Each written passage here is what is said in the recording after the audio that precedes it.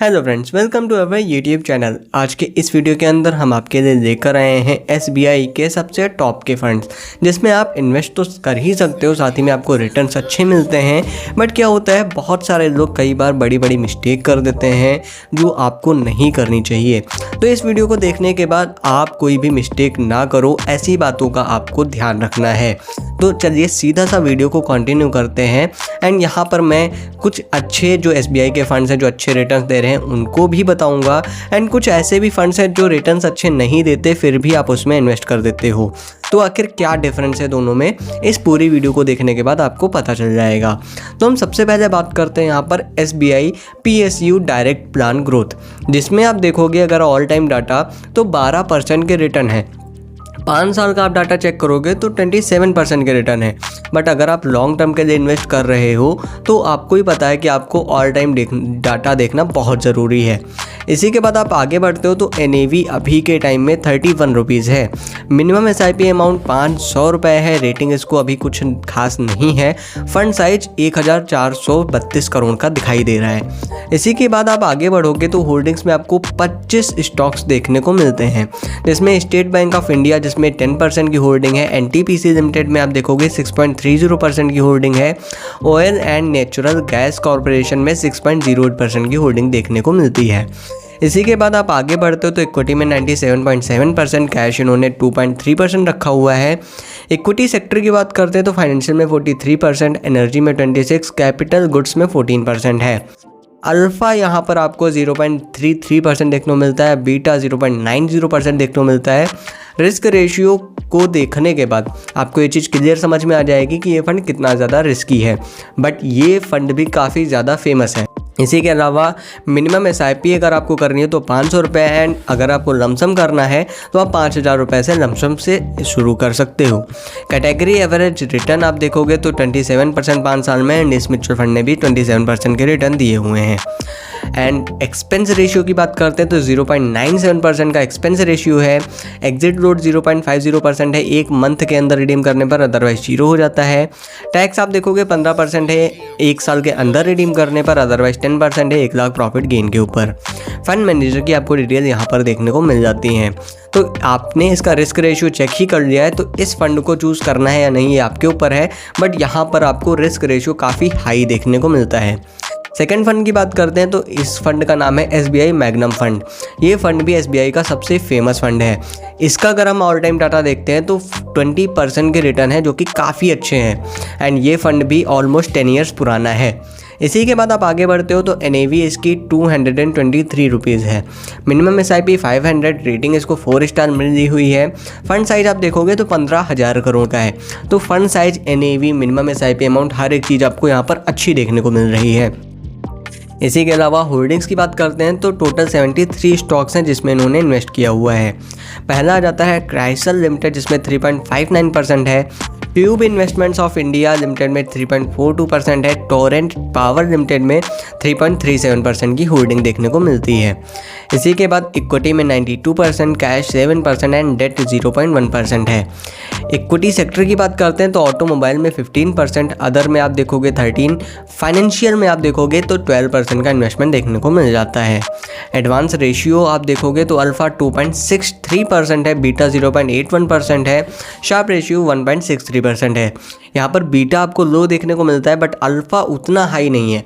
तो यहाँ पर आपको ये चीज़ देखने को मिलती है कि रिस्क रेशियो जो आपको देखने को मिल रहा है वो टेक्निकली आपको एवरेज देखने को मिल जाता है। इसी के अलावा मिनिमम एसआईपी 500 रुपये, एंड अगर आपको लमसम इन्वेस्टमेंट करना है तो आप 5000 रुपये से शुरू कर सकते हो। कैटेगरी एवरेज रिटर्न की बात करते हैं तो 5 साल में 23% का रिटर्न देखने को मिलता है, जबकि इस फंड ने 25% के रिटर्न दिए हुए हैं। इसी के अलावा अगर यहाँ पर एक्सपेंस रेशियो चेक करते हैं तो 0.83% है, जो कि काफ़ी सही है। एग्जिट लोड 1% है 1 साल के अंदर रिडीम करने पर, अदरवाइज 0 हो जाता है। टैक्स 15% है 1 साल के अंदर रिडीम करने पर, अदरवाइज 10% है 1 लाख प्रॉफिट गेन के ऊपर। फंड मैनेजर एंड एक्सपीरियंस आपको यहाँ पर देखने को मिल जाता है। तो अगर यहाँ पर बात करते हैं इन्वेस्टमेंट की, तो यहाँ पर आपको रिस्क रेशियो एवरेज देखने को मिलता है। तो यहाँ पर इन्वेस्टमेंट करना या ना करना ये आपके एनालिसिस पर डिपेंड है, बट रिस्क रेशियो यहाँ पर एवरेज है, तो इसके अकॉर्डिंग आप चूज़ कर सकते हो।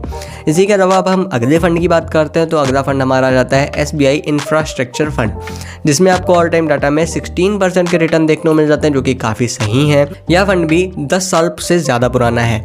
NAV 47 रुपीज़ है, मिनिमम SIP 500 रुपये, rating 4 star, fund size 2000 crore का है। तो यहाँ पर भी डाटा आपको सही देखने को मिल रहा है। होल्डिंग आपको 41 स्टॉक्स में इन्वेस्टमेंट देखने को मिल जाता है, जिसमें पहला रिलायंस इंडस्ट्रीज़ में 9.68%, लार्सन टोरबो लिमिटेड में 5.40%, श्री सीमेंट लिमिटेड में देखोगे तो 4.98% की होल्डिंग देखने को मिल जाती है। इसी के बाद आप इक्विटी में देखोगे 94%, कैश इन्होंने 4.5% रखा हुआ है, कंस्ट्रक्शन में 27%, एनर्जी 23%, मेटल्स माइनिंग में 12% की होल्डिंग देखने को मिल जाती है। रिस्क रेशियो की बात करते हैं तो अल्फा यहाँ पर 8.77%, बीटा 0.50% एंड शार्प रेशियो 1.99% देखने को मिल जाता है।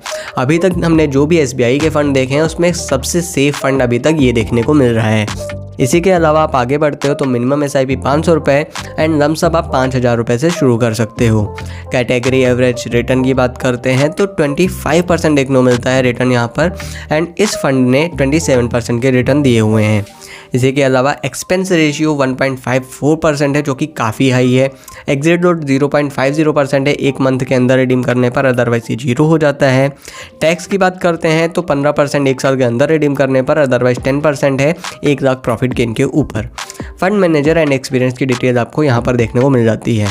इस फंड की बात करते हैं तो रिस्क रेशियो अभी तक दोनों ही फंड से इस फंड का ज़्यादा अच्छा देखने को मिल रहा है, तो यहाँ पर आप इन्वेस्टमेंट कर सकते हो, बट आपकी एनालिसिस ज़रूरी है। इसी के अलावा अगला फंड हम देखते हैं तो SBI कॉन्ट्रा डायरेक्ट फंड है, जिसमें आपको ऑल टाइम डाटा में 17% के रिटर्न देखने को मिलते हैं। ये फंड भी 2013 में लॉन्च हुआ था, यानी कि 10 साल से ज़्यादा पुराना है। NAV की बात करते हैं तो अभी के टाइम में 363 रुपये, rating 5 star, minimum SIP 500 end fund size की बात करते हैं तो 23,000 करोड़ का है। तो यहाँ पर भी डाटा आपको काफ़ी अच्छा देखने को मिल जाता है। इसी के अलावा होल्डिंग देखते हैं तो यहाँ पर आपको 97 स्टॉक्स देखने को मिल जाते हैं, जिसमें आपको reserve bank of India T bills में आप देखोगे तो 3.38% की होल्डिंग देखने को मिलती है।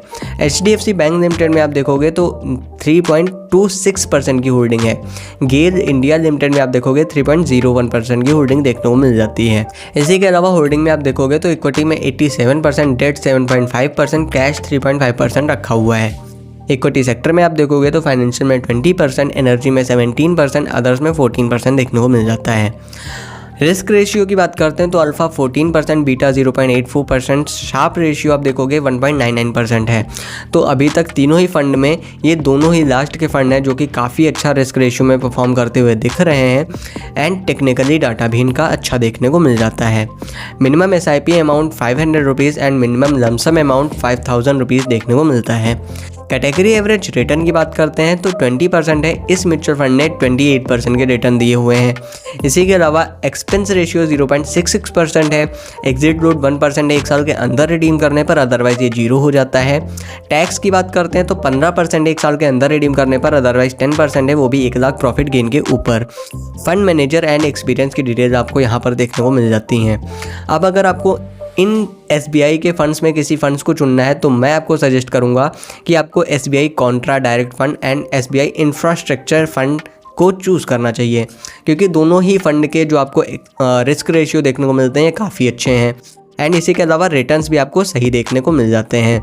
अब हम बात करते हैं अगर आपको यहाँ पर SIP करनी हो, तो अगर आप 10,000 रुपीज़ की पर मंथ की SIP करते हो, एंड चूँकि रिटर्न्स आपको यहाँ पर 16%, 17% इस टाइप से मिल रहे हैं, मैं 16% का कैलकुलेशन लेकर चलता हूँ, तो आप देखोगे कि आप यहाँ पर 25 सालों में 30 लाख रुपए इन्वेस्ट करते हो, बट जो आपको टोटल वैल्यू जनरेट होती है वो 3 करोड़ 96 लाख की हो जाती है। ऑलमोस्ट 4 करोड़ रुपए की आप वेल्थ क्रिएट कर लोगे, वो भी सिर्फ 25 सालों में।